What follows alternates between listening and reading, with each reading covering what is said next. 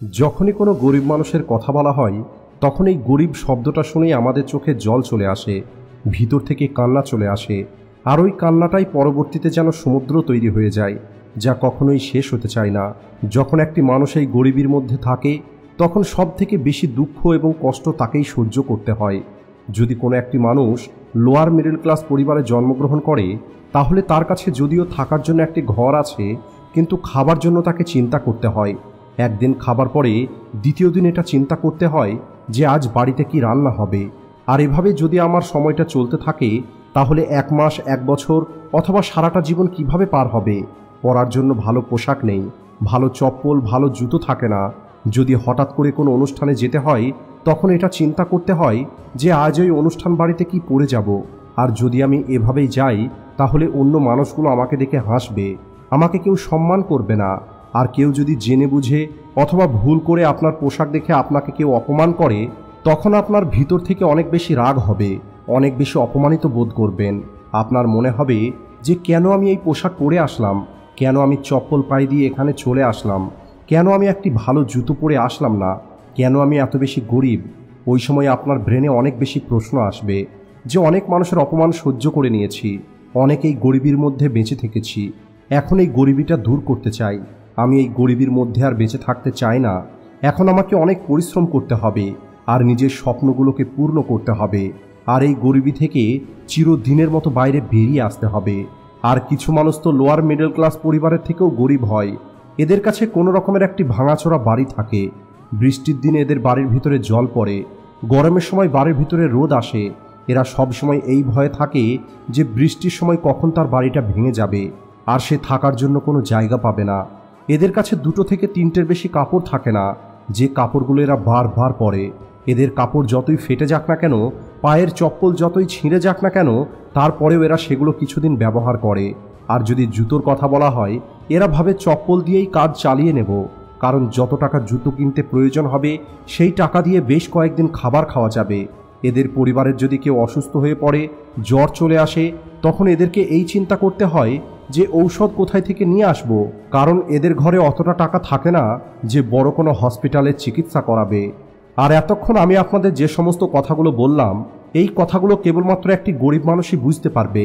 একটি গরিব মানুষই এটা অনুভব করতে পারবে যে তার জীবনে কত বেশি কষ্ট আছে। একটি গরিবই এটা বুঝতে পারে যে বেঁচে থেকেও মৃত্যু যন্ত্রণা কাকে বলে।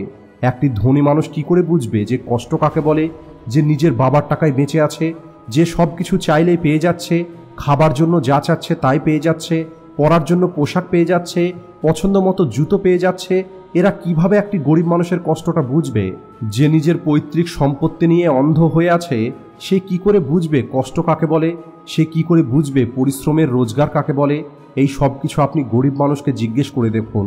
জীবন কাকে বলে, কষ্ট কাকে বলে, খিদে কাকে বলে, খিদের কষ্ট কাকে বলে, সংঘর্ষ কাকে বলে, একা কান্না করা কাকে বলে, দায়িত্ব কাকে বলে, এই সব কথা আপনি কোনো একটি গরিবকে জিজ্ঞেস করে দেখুন। তার কথা শুনে আপনার চোখে জল চলে আসবে। কিছু মানুষ এই গরিব হওয়াকে অভিশাপ মনে করে, আবার কিছু মানুষ এই গরিব হওয়াটাকেই আশীর্বাদ মনে করে। কিছু মানুষ এই গরিব হওয়ার কারণে এটা ভাবে যে আমার দ্বারা এটা করা সম্ভব নয়, আমার দ্বারা ওটা করা সম্ভব নয়, আমার কাছে অতটা টাকা নেই যে আমি আমার স্বপ্নগুলোকে পূর্ণ করব, আমাকে কেউ সাপোর্ট করার মতো নেই। আর সবশেষে এরা কোনো রকমের চেষ্টা না করেই হার মেনে নেয়, কোনো চেষ্টা না করেই এরা সব কিছু করা ছেড়ে দেয়। আর এরা বলে যে আমিও আমার বাবা মায়ের মতোই বেঁচে থাকব। কিন্তু সেখানেই কিছু গরিব মানুষ এটা চিন্তা করে যেহেতু আমি গরিব তাই আমি সব থেকে বেশি ভাগ্যবান, আমি যেহেতু গরিব তাই আমার কাছে একটি সুযোগ আছে ধনী হবার।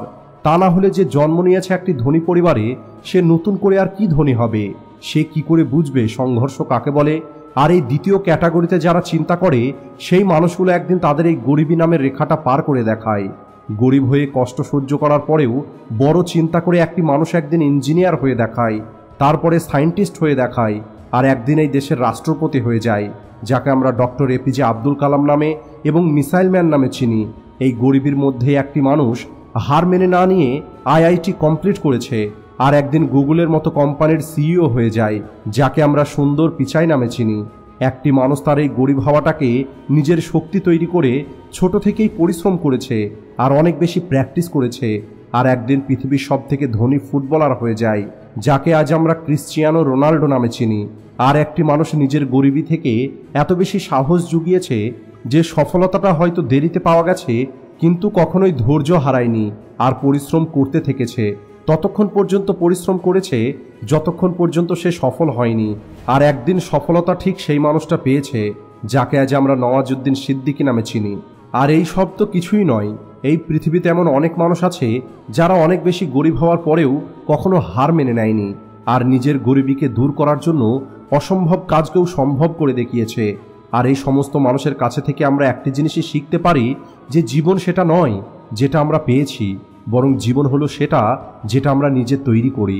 আজকের এই ভিডিও শেষে আমি আপনাদের কেবল একটা কথাই বলতে চাই, আপনি গরিব পরিবারে জন্মগ্রহণ করেছেন, এখানে আপনার কোনো ভুল নেই, কিন্তু এখন এটা আপনার দায়িত্ব যে আপনি গরিব হয়েই মারা যাবেন নাকি এই গরিবিকে চিরদিনের জন্য আপনার জীবন থেকে দূর করে দেবেন।